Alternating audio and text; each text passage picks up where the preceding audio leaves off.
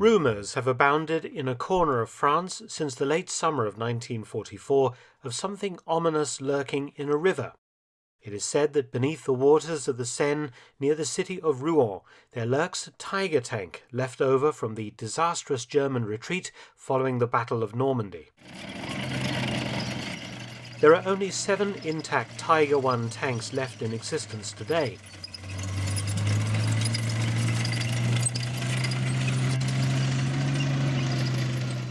Making the Tiger I submerged in the river an incredibly valuable relic, but so far efforts to locate the rare beast have not been successful. But there are also rumours and stories abounding that there is not 1 but 2 tiger tanks in the river, and research by many historians and enthusiasts appears to suggest the story may very well be correct. So how does one manage to lose 57-ton tiger tanks for 76 years? The background to this story concerns D-Day and the Allied push beyond the beachhead that would, after several weeks' intense combat, lead to the Germans, their divisions bled white, retreating and being cut off and largely destroyed in the Battle of the Falaise Pocket. The 2 Tiger tanks came from a much-feared Waffen-SS unit, the 102nd Heavy SS Panzer Battalion.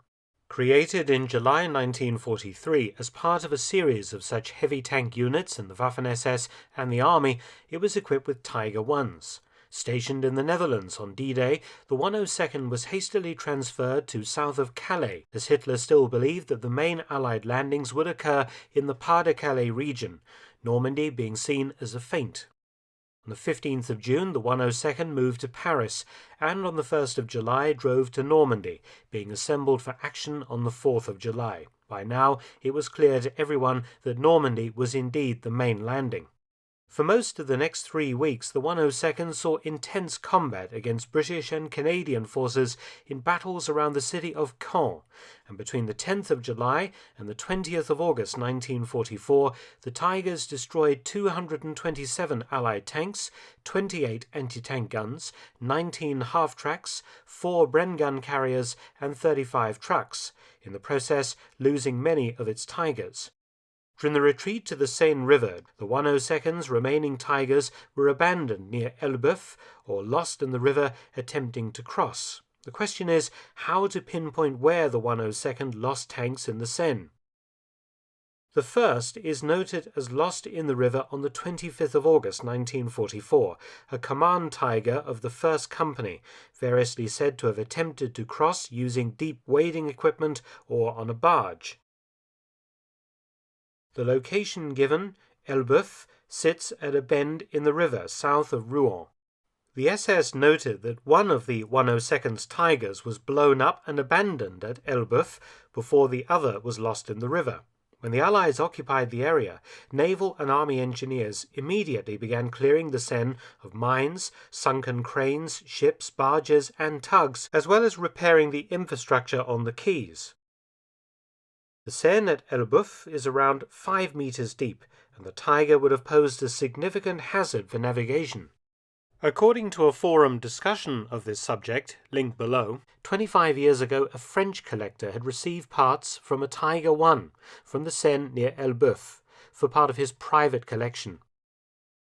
The parts consisted of bits of a gun mantlet, parts of drive sprockets, pieces of the angled front of a Tiger tank, and bits of the turret top, all in a very bad condition.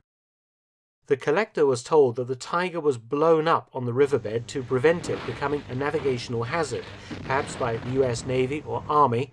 This would have made perfect sense. Attempting to recover such a heavy vehicle from a river would be a time-consuming process, and blowing it up much simpler to clear the obstruction. So I think we can probably discount that Tiger tank. However, the second lost Tiger sounds much more promising. The Germans recorded that on the 28th of August 1944, 3 days after the loss of the first Tiger, a command tank from the 102nd fell into Rouen harbour from a capsized ferry and could not be recovered. German tanks were definitely trying to cross in this area, for an abandoned Tiger I was found at one of the quays nearby and photographed soon afterwards. The river was dredged in the 1950s and 60s, and no tank was snagged, but a 57-ton tank would over time sink deeply into the muddy river bottom, possibly becoming mostly buried after years underwater. Enthusiasts have been searching for the tiger in the river, focusing on a stretch near the Joan of Arc bridge in Rouen, after recent information from a German veteran concerning the loss of his tank on the 28th of August. They have been searching an area 300 meters downstream from the bridge, where military barges operated in August 1944, moving armor and other vehicles across. The enthusiasts believe that the tiger is still intact, buried in the riverbed. It does seem likely, because there has been no evidence of the tiger ever having been recovered from the river during or after the war, and with the SS description of what occurred not seriously doubted, the tank should still be there. Such an assertion is not as nuts as it may seem. I made a video some years ago about a King Tiger tank buried under a road outside a French village, and efforts were ongoing to dig it up.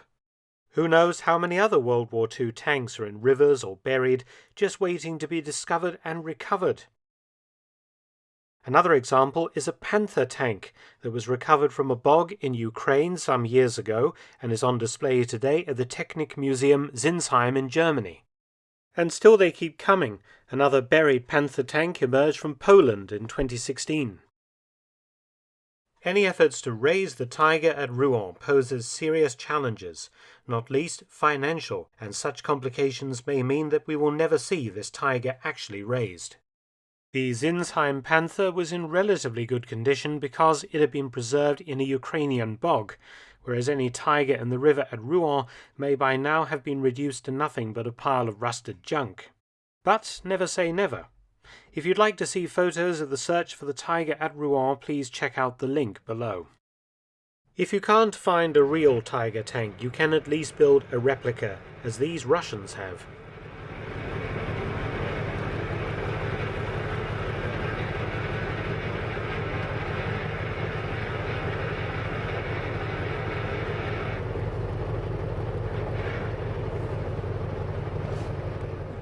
Thanks for watching. Please subscribe and share, and also visit my audiobook channel, War Stories with Mark Felton.